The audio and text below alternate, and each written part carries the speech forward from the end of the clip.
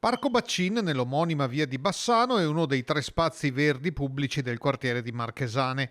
È un residente e nostro telespettatore che segnala la presenza la sera di domenica di una persona ubriaca proprio mentre nell'area sono presenti anche dei bambini che giocano.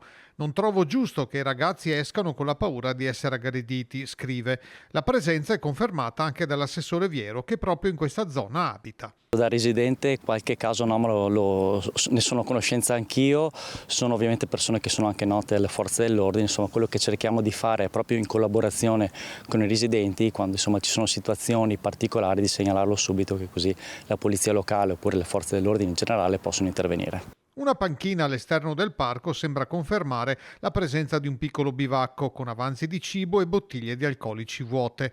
La persona nel caso specifico sarebbe dunque già nota. C'è qualche presenza assidua nei nostri parchi, questo ci ha portato anche a qualche scelta drastica, ad esempio rimozione delle panchine. In via Baccin è prevista a giorni una pulizia a fondo. Qui c'è un intervento generale di riqualificazione del parco, verrà rimossa tutta la siepe, soprattutto quella lungo la strada, e verrà sostituita con delle staccionate.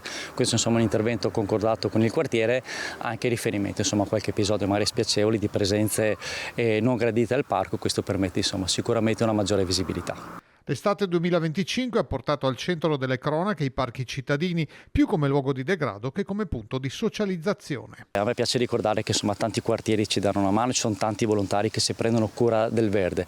È anche vero che ci sono questi fenomeni insomma, di questi ragazzi che girano per i nostri parchi, che non hanno rispetto poi della cosa pubblica, quindi quello che possiamo noi è cercare di far rete assieme ai cittadini, segnalare le situazioni anomali alla polizia locale, cercare di intervenire proprio su questi ragazzi che a volte proprio non hanno rispetto di quella che è la cosa di tutti.